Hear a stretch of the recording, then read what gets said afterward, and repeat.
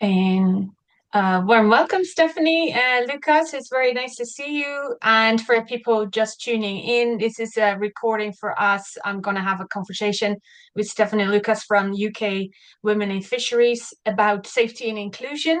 And it's such a hot topic these days, and it's going to be uh, uh, lots of conversation around that, what it means for the industry, what it means for women.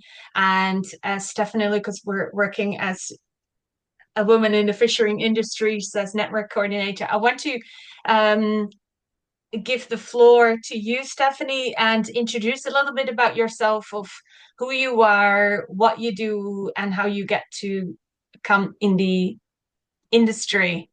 Hi, Yep. Stephanie.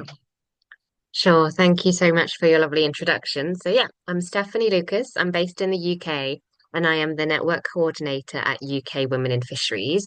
And UK Women in Fisheries is a relatively new community for any woman involved in any part of the UK seafood industry. So, we do have women who work in aquaculture, in fisheries management, the partners of commercial fishermen or the daughters of commercial fishermen, and then female fishermen themselves. And throughout this conversation, you'll probably hear me say fishermen a lot. And that's just because we don't gender that term. We just respect that job title as fishermen. So we don't say like fisher people or fisherwomen or something like that. There's lots that UK Women in Fisheries do, and I'll probably be talking a lot about our different programs or the different gossip I hear about UK Women in Fisheries as we go through this conversation.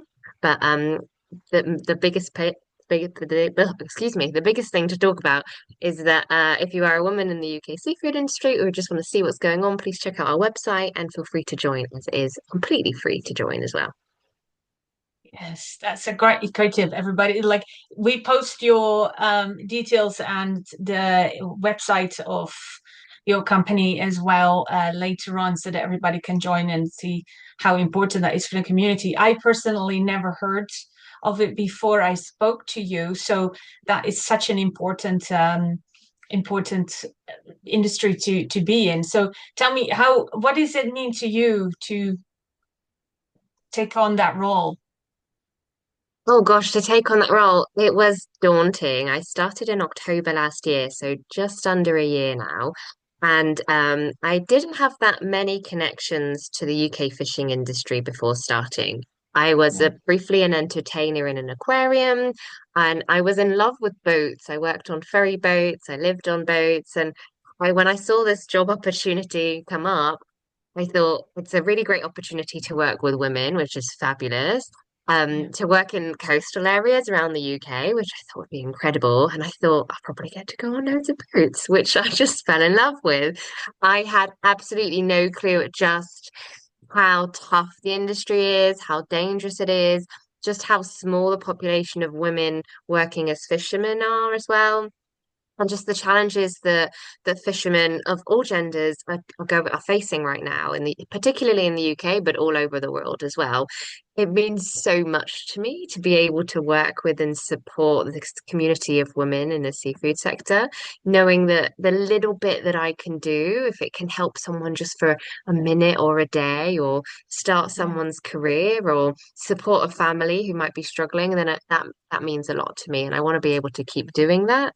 There's a lot of challenges, funding being one of them. So at the moment, we're chasing some more funding to be able to keep me in post. And how do you get this? How do you get this funding come around? What do you do? Oh my gosh, we just got really lucky with it.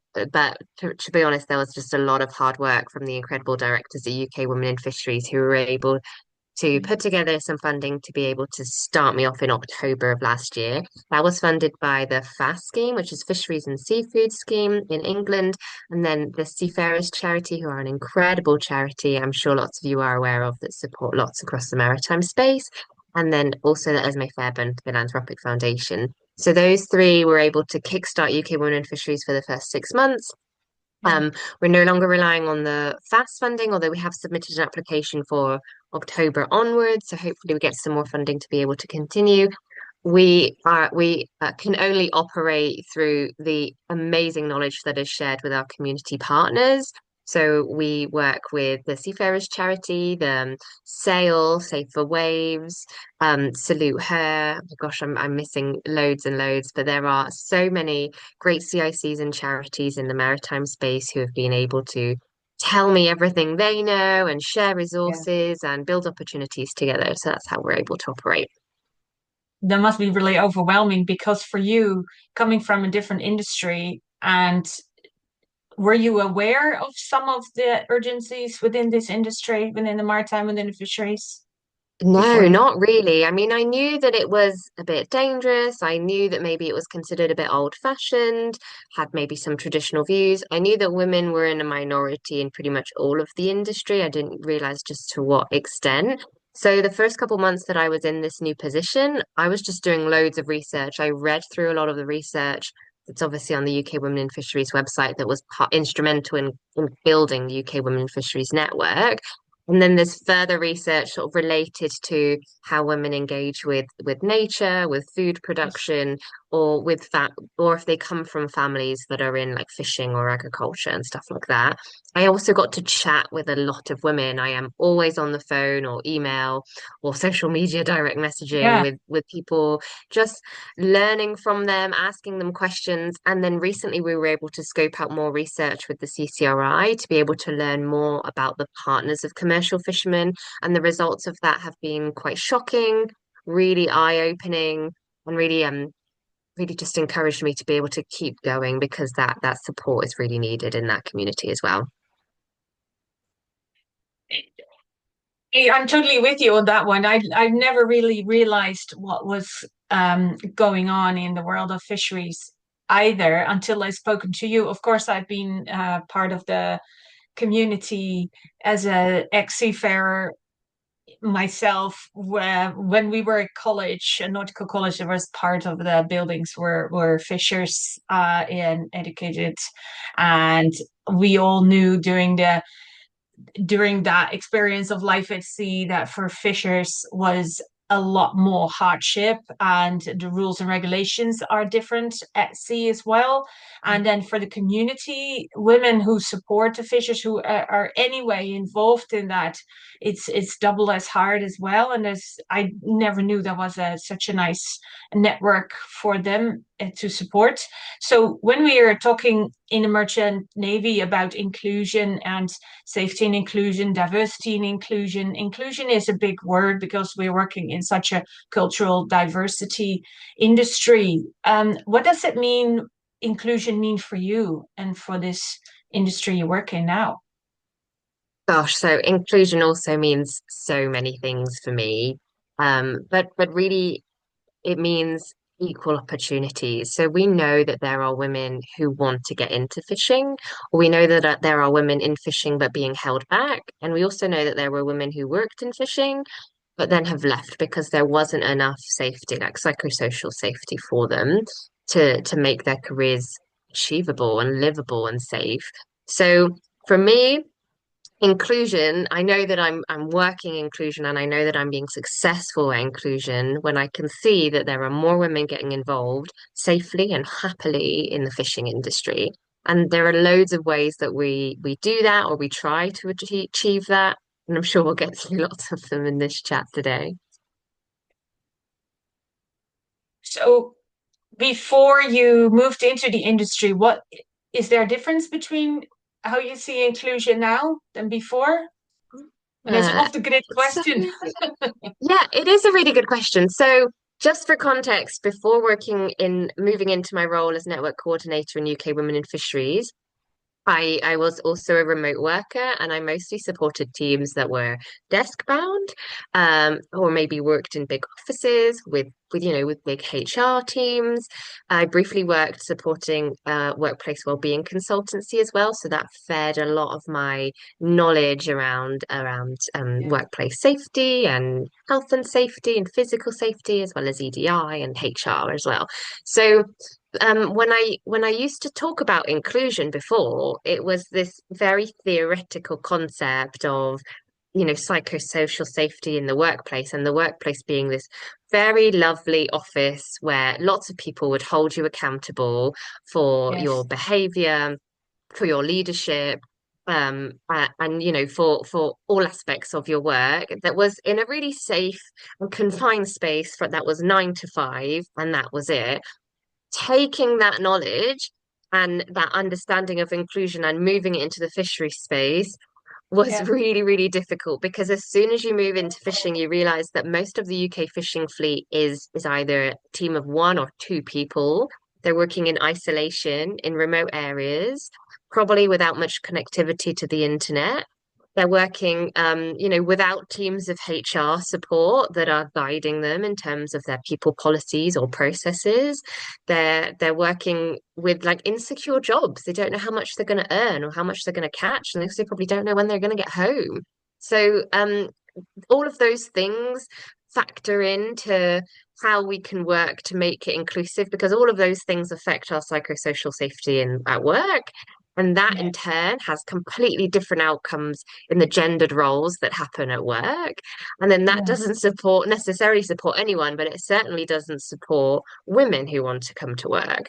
So the whole concept of inclusion is just thrown on its head when you take what you know about inclusion in a very, very, boring, sat down, sedentary job into the Yeah. fishing space.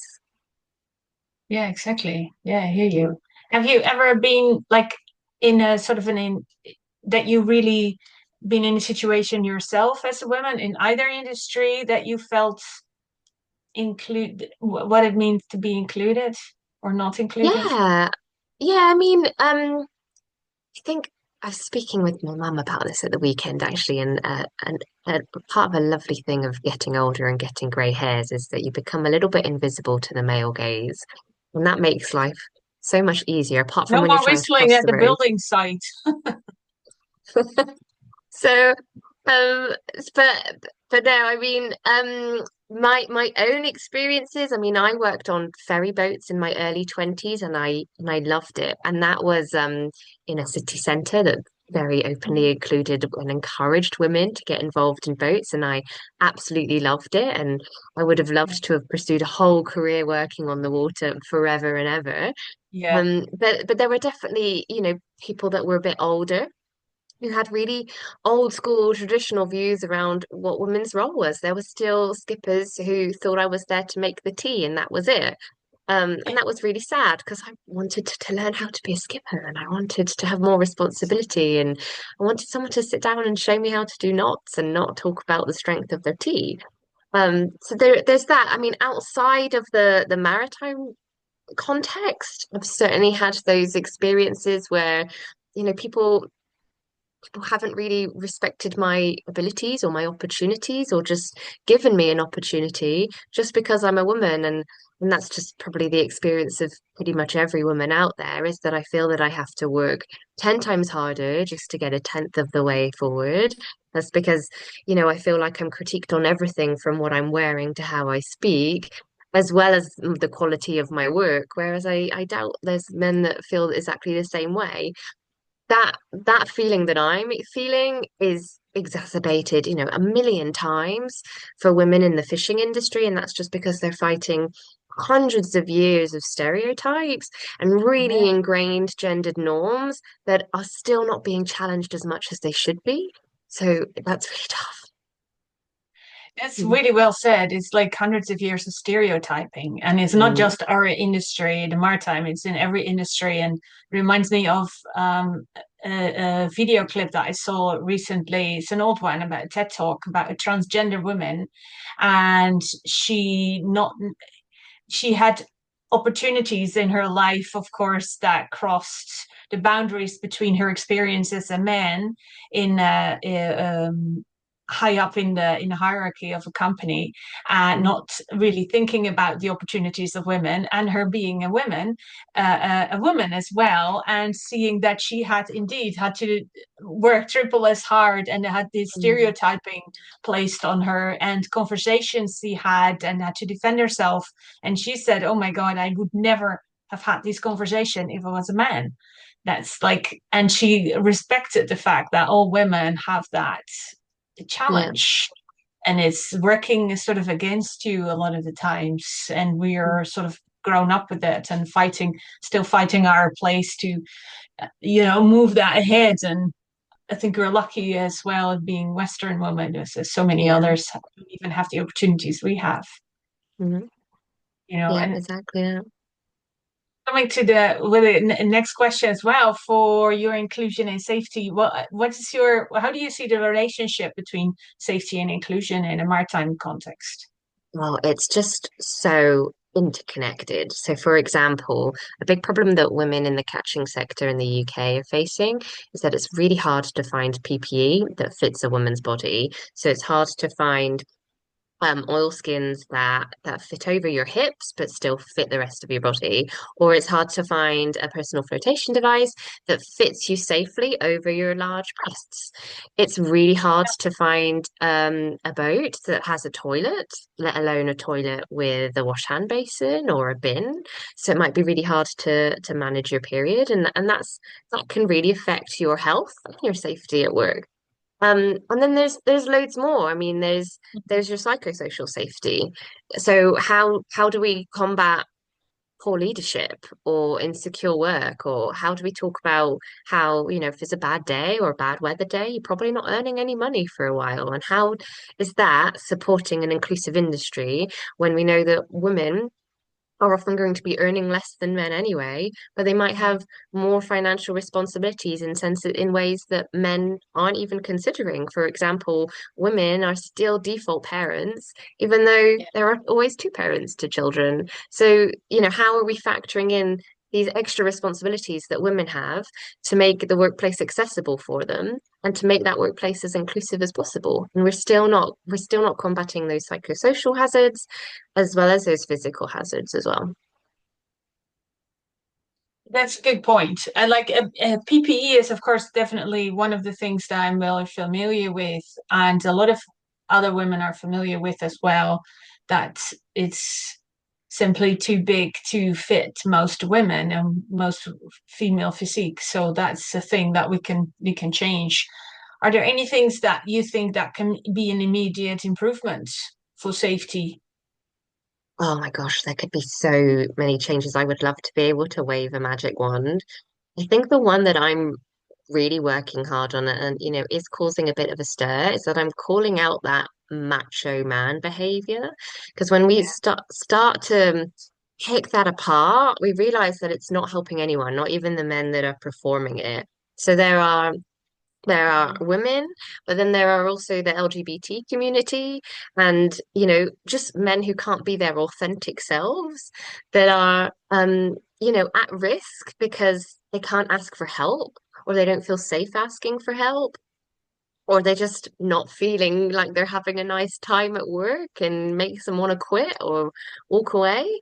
So I think the more that we can call out this macho man behavior, the more that everybody will thrive, right? Something that Ashley, my amazing social media genius at UK Women in Fisheries, says is that a rising tide lifts all boats. Is that if we make the whole space nicer, everybody will benefit.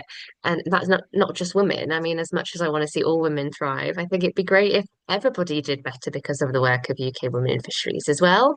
That's something I'm always doing. And when I'm in meetings and I hear a man interrupt a woman, I'm going to call it out. Or if there's an all-male panel, we call a manel, that hasn't even thought to invite a woman into the panel, I'll call it out. If I'm hearing lots of men on boats saying, back in my day, or tough it out, or stiff upper lip, I'm calling it Yeah. out. The year is 2025. We don't have to appeal to this like wartime spirit. We can actually be our authentic selves and our gentle selves, and we can support other people to also be their authentic selves and to work in a really safe and healthy way. That's a good point. And just call it out. And if everybody would Mm, do that, it would help enormously because sometimes it's not like especially with the older male generation, not necessarily they mean unwell or no one to include the women. It's just they're brought up a certain way and they're not aware of their actions and yeah. their what kind of implications that have. So, even a gentle nudge will help, and it will. I remember in the boardroom there were a presentation, and it was like a gross female jokes for the female type of stereotype men jokes going around, and then he looked at me, seeing I didn't even say anything, but just one look, and he apologized. So, "Oh, I'm so sorry. I didn't mean to offend you or you women," as I defended probably the whole of the female race in that area. So it's just a gentle nudge is such a good Yeah. example of that. Yeah, and I think the more that we can work hard to make sure that everyone is thinking about what they say and how they act, and making sure that what they're everyone is responsible and working towards creating a kinder and more inclusive environment, and that's going to be better for Yeah. everyone. And except for the nudges and a macho culture, do you see any other examples of the practices you've heard in the industry or within your industry specifically that supports both the safety and the inclusion? Yeah. So a really good example we have of this is how our amazing director Claire at Seafood Cornwall Training was just listening to all these absolutely horrific stories of what women were experiencing on basic sea survival courses.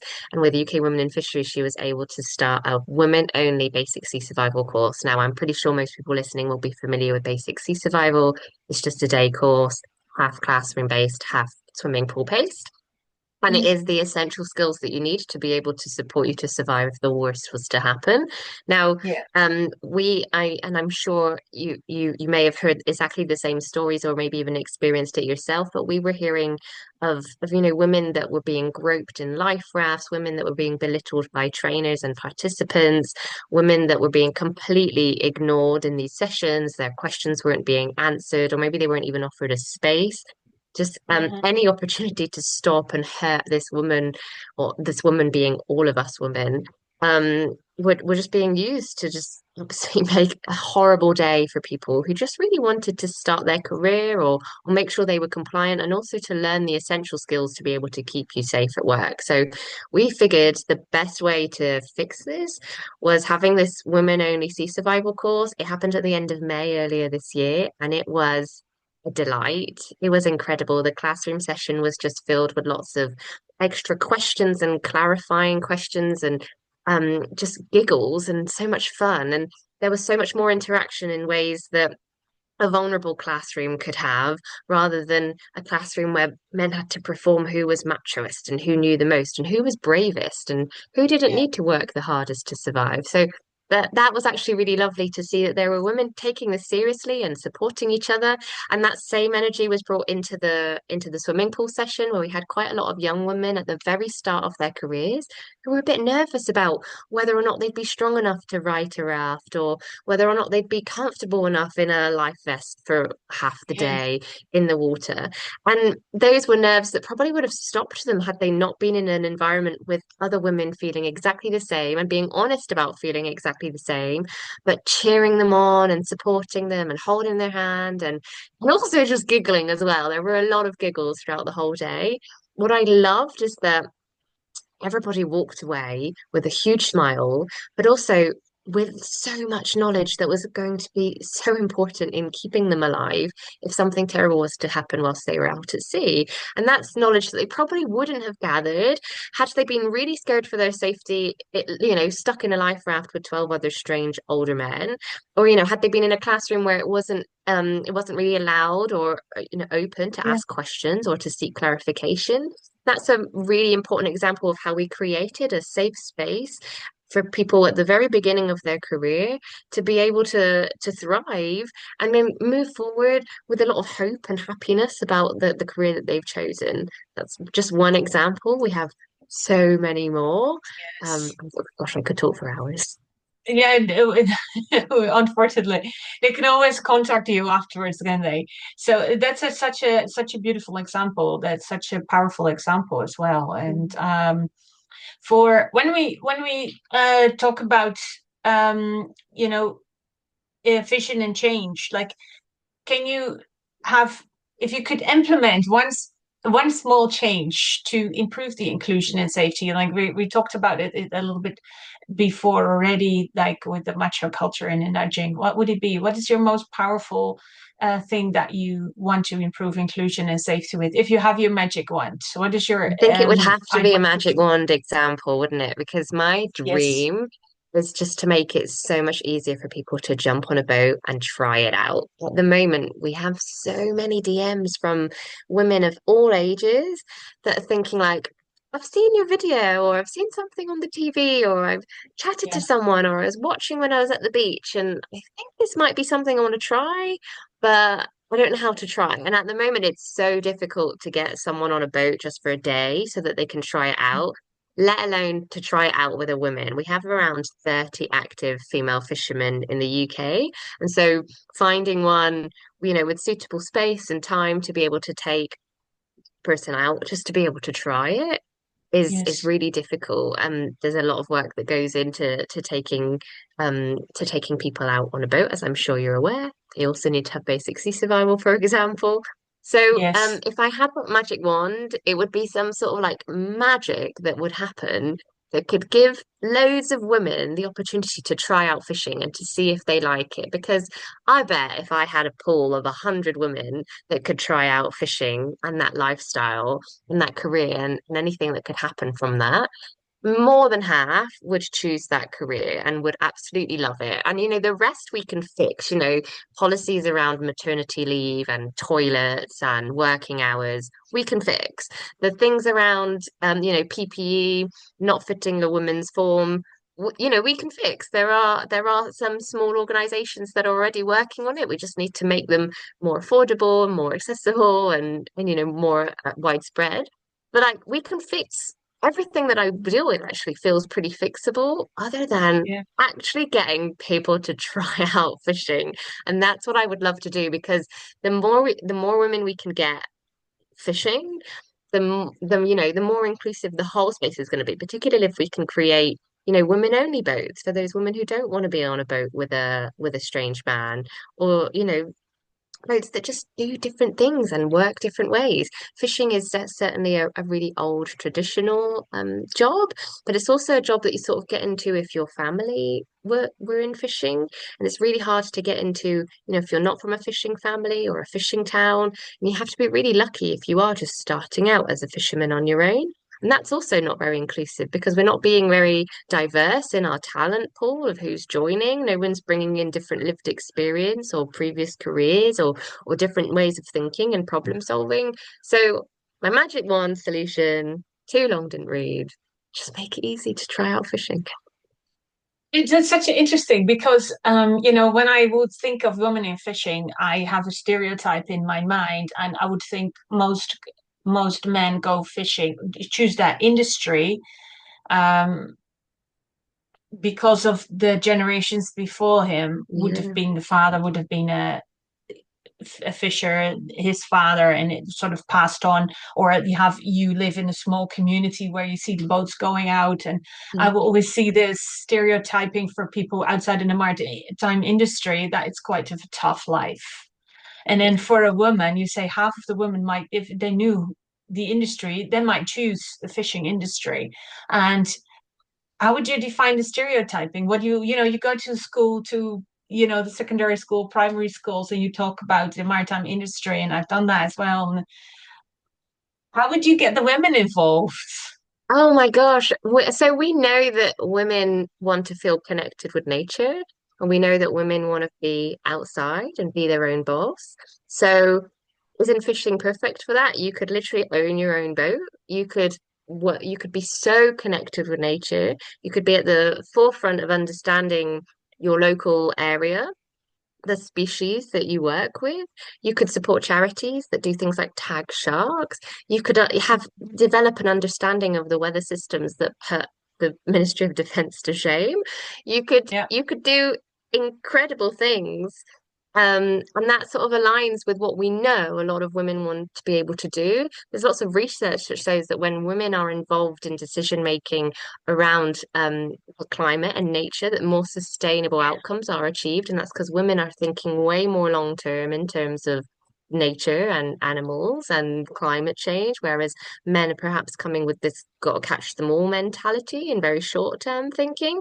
So we know that there are women that actually would probably love owning their own boat, working their own schedule, being connected with nature and serving their local community. And that isn't that glorious? I think I would love I like the idea of owning your own boat that. and like defining stereotypes. Would you need a lot of strength? Is it like Oh, I think you can bring I don't think there is a stereotypical women in fishing. I think like what I love working with Ashley Mellinger, who's known on social media as the female fisherman. She's also does the incredible social right? media for UK women in fisheries. Is that she's a woman who can wear a pink glittery dress and get in full glam, but she's also a woman who will be covered in dirt head to toe and hauling 50 kilogram pots and, you know, Right. being sunburned out on a boat and being like confidently chatting with anyone she wants to and doing anything she wants. And she doesn't fulfill any stereotypes, but she's all stereotypes at the same time. And she's incredible. I love that there are women, obviously not a lot of them, but there are women who work in the catching sector that, you know, can do anything. There are mothers, there are people that are really short, people that are really tall. You know, there are people that have come from office-based jobs or people that have come from fishing families. There are you know, there's a little bit of everything, and I don't even want to even consider what the future stereotype of a woman in fisheries would look like because I just don't think there is one. I'd love to imagine how the future of women in the catching sector is this super diverse pool of really eclectic women that can just do whatever they want but be themselves. It's amazing. We should follow. We should all follow that lady, and you know, if we can put this social link to her page, Oh, yeah, if she's the female fisherman on Instagram, and I am a yeah, little bit starstruck pretty much every day that I get to chat with her on the phone. She's a wealth of knowledge all about the it's fishing industry as important well. because you have this idea, especially if we're going to talk to young women at schools and colleges, like, oh, you know, when they're choosing their professions, to uh, give this photo of this woman in a glittery pink dress and say this is and you have to place all these, you know, have to place these people in the right order of with the right professions. Would you able to put this lady up in the fishing industry? Probably not. And that's it. I think it's almost like these role models have an obligation to put the social media up front, put their face on social media for our next generation to, you know, to defy stereotyping and get more women in the industry and be inclusive and have this psychological safety. And if you would like ask if we, you know, what small thing can each and one of us do to move it forward? You know, Oh move my this, gosh. you know, practical change. Do we give this nudge, um, put up the social media, or even if we give this lady a like in her post and forward it to things, what would Oh you my gosh. suggest? Well, I think you would all succeed at like starting a few conversations if you were to share Ashley's the female fisherman social media page. She's gonna love me for saying this.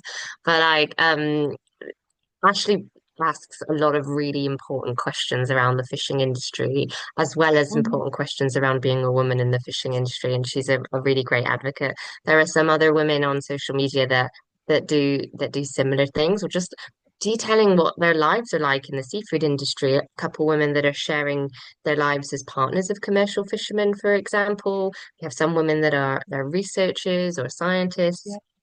And they do a great job at really highlighting just day-to-day practices of what happens in their roles. And I think that's always something to highlight, especially if it's the stories that those women are choosing to share.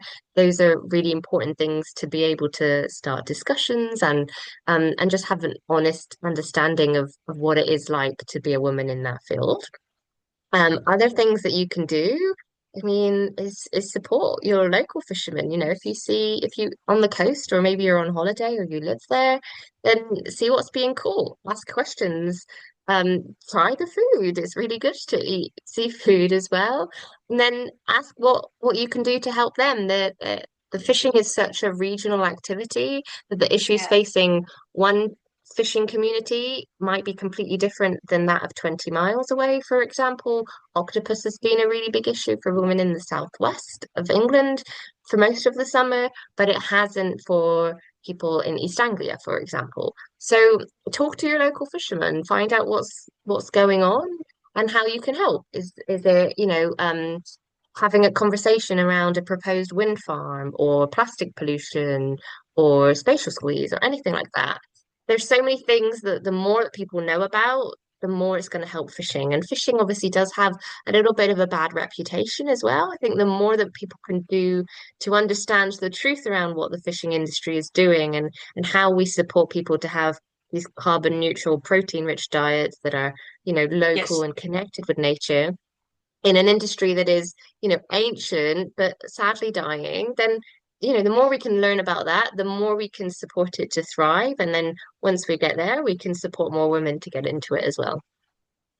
It's so interesting because when I think about it, like there's I'm in the northern of up in Scotland in Glasgow, and you have Oban is a quite close nearest, I think, fisherman port where you can buy fantastic fresh fish right off the dock. And it, from I think it's a challenge for me to walk up to the fisherman and ask, like, "Hey, from the boat, what is it? What's your ideas of it?" I don't think I'm brave enough to do that, but there is this mindfulness of that. There is definitely a disconnect between the buying what's in the supermarket and buying it straight off the boat, and then you have of course the bad reputation, and we don't even go into the environmental side of it and things they have to endure and what is going on in the industry right now if you keep it to inclusion and safety. But Yeah, just to be able to be having that mindfulness and awareness of what it means yeah, for the people who work in that industry and yeah. for the legacy and the future. What would the future look like? That's even an off the topic The question. future that where it's an inclusive fishing industry, oh my gosh, Yeah. I would love to see a really diverse array of different boats catching different species, but the people that work on the boats come in all shapes and sizes, lots of different ages. So we have Hmm. mostly an older fleet at the moment. I'd love to see loads of young Yes. people join, love to Yeah. see people of different genders, different sexualities and different nationalities. And I'd love to see everybody being paid equally, obviously. Yes. And I'd love to see people talking poetically about their job. There's something so romantic about being able to be a fisherman and going out to sea and being connected with nature. And I would love to hear that from such a diverse array of voices, and for that to be our shared experience as people in the seafood sector. I think that would be incredible. From an inclusivity point of view, I would love to be able to see, you know, particularly the partners of commercial fishermen get a financial stake in the business that they're supporting.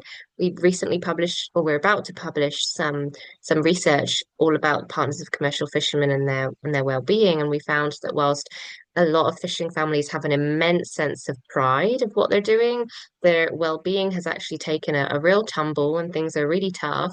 But women are working unpaid and don't have a financial stake in the business. And that is not supporting inclusion because that isn't creating an environment that's safe for those women, but it's just unobtainable to be able to expect that of the future generation of women. So we need to fix that as well. That's a good point. These are good points. But you really do sell like the fisherman industry, fisherwoman.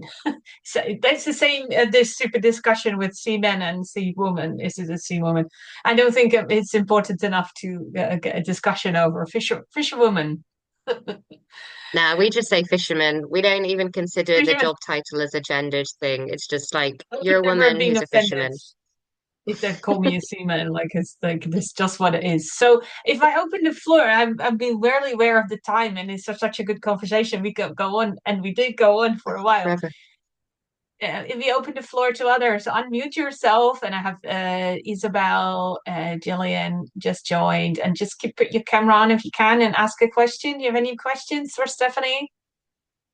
Or experience, your own experience? Who's your local fisherman? So like Jillian. Oh, hi. Hi, Hi. thank you for that. That was really interesting.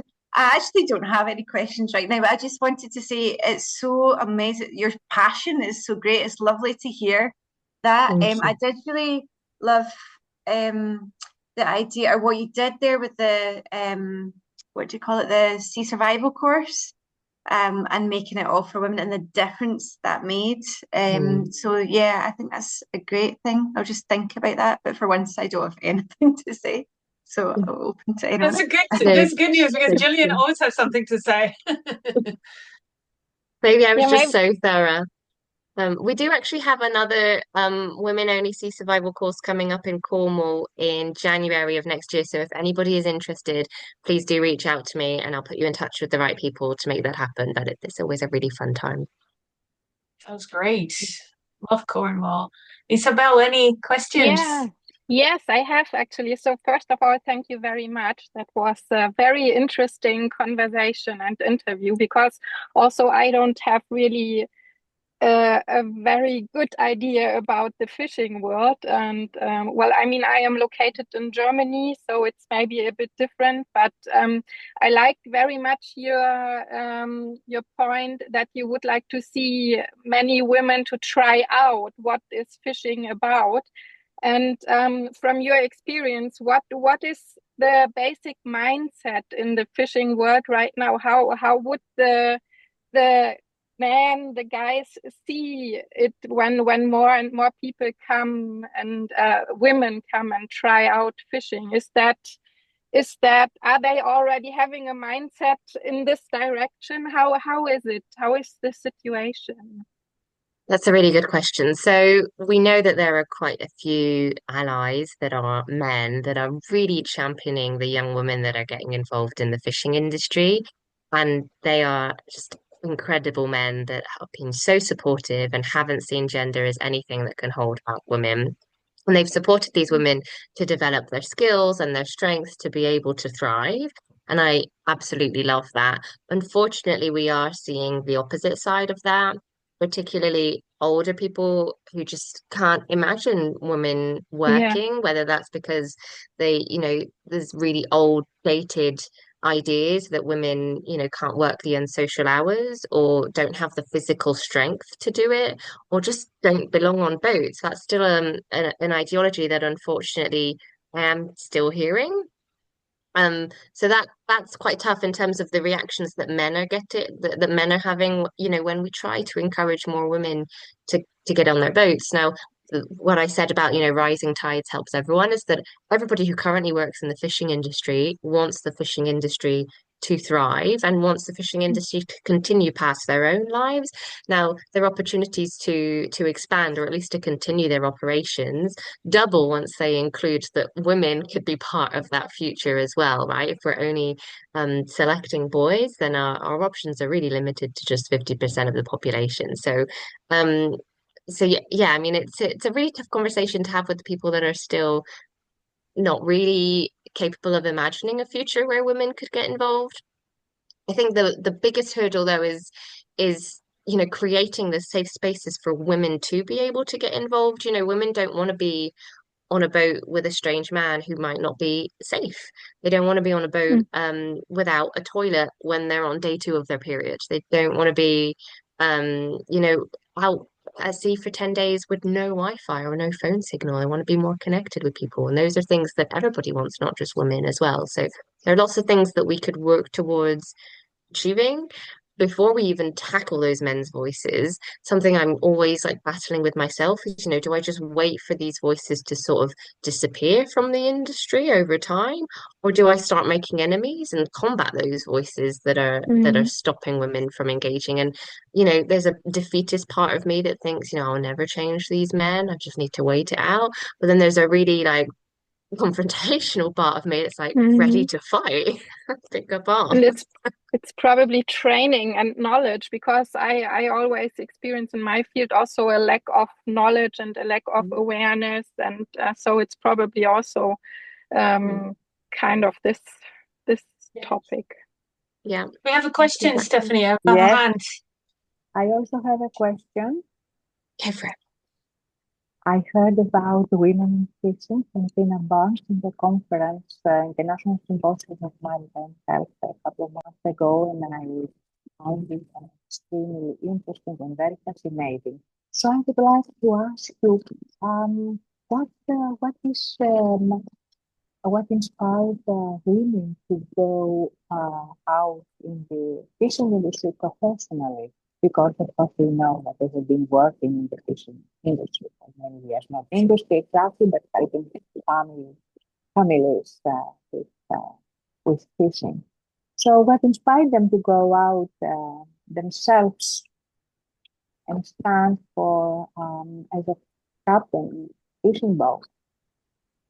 Oh, I'm sorry, the line is not very good, so I don't think I heard all of it, but I think you were asking what inspired women to go out fishing on boats. Is that what you were asking? Yes, what inspired women to go to choose fishing as a profession, and if they see themselves in a long-term career. Yeah. That's a really good question, and I certainly couldn't answer on behalf of each and every woman that is pursuing or has pursued a career in fishing. I know from speaking with quite a lot of them that, you know, being really connected with nature and working outdoors is a real driver for a lot of people in the fishing industry. The sort of honoring the real tradition of fishing in coastal communities is another thing. Being connected with such a an old and traditional work is something quite romantic. That's another driver for a lot of people. You know, being in charge of your own schedule, you know, maybe weather permitting or tide permitting, that's a real driver for a lot of people. And I think some people just feel the calling as well. They just know that they belong out on a boat at sea, and you know, connected with nature in that way. I certainly couldn't answer for everybody. I think there's probably lots of different reasons. Maybe it's money, maybe it's time, maybe you know, they have the resources or not. Maybe they like a challenge or not. Who knows? But I think any reason will do. I think when somebody comes to me and tells me, you know, I want to get started in fishing, how can I give it a go? I don't think I'm ever asking the question, you know, why? Why don't you want a job at a desk in a big office with a big HR team? I'm never asking those questions. I'm saying, you know, where are you located? What type of boat do you want to go on? What type of fish do you want to catch? You know, can you swim? Have you done basic sea survival? Those sort of things. And that's, you know, that's all I need to know. And the rest, you know, if I can glean some information from our conversations or get some gossip or figure out more connections, I love it. But I don't need to know any of the other reasons. I don't need to put them off either. Did that answer your question? Yeah, Yes, because thank I you. think Yes, thank you. Thank you. Thank there's a you, lot Debbie. like more like asking why would you not want to go work in fishery? Why would you work in an office? No, I don't think anybody would be particularly enthusiastic to be working in an office space from 9 to 5, Yeah. other than what the work entitles, what the work involves. And I think I see the appeal of working outside and having an old profession in that kind of way. It's more the unknown, I think. Like, what do you do if you become a mother, a parent? You know, like there's not enough maybe regulation set, and it's a clarity around maternity leave. What happens? Can you still do your job if you be a mom? That's really highly frowned upon. That's, of course, we're getting into a whole new topic in here, of course, but that I Mm, can imagine for women it's somehow tougher decisions to make in long term because it's not Hmm? set. There's no yeah. set rules yet for women. The So what I idea, always, oh, the go idea ahead, Debbie. behind, sorry, the idea behind asking what is your motive is to see if they have a long-term commitment or if they just want um, if they just want an alternative or perhaps short-term assignment, and then they disappear from the profession. Yeah. Do you understand what I mean? That Yeah, asking and I think that's about their motive gives you a perspective of their commitment. Yeah, and I mean it's really hard to gauge commitment. Like, what does commitment look like for one person versus another? And I think to be able to really drive the fishing industry to be as diverse and inclusive as possible is that we have to accept that there are some people who might last a couple years, and there are some people who might last a lifetime, and that's also okay. I realize there's, a degree of investment that goes into training new people, but I think sometimes we have to take that risk, because that, there are some people who will do amazing work, maybe 1 or 2 summers, and that's it. And that's also okay. I think when we limit opportunities to people that are willing to sacrifice their whole lives to the industries, and we really are holding back women who unfortunately do probably have to take more career breaks than men, or we're really holding back minorities or migrant workers who have so much more going on in their lives that probably make it difficult for them to be able to work all year round in the UK, for example. So, yeah, I think I'm reluctant to always dive in deep to get lots of information about people's motive. I just want to hear that they love it or they want to try it, and they're willing to give it a go.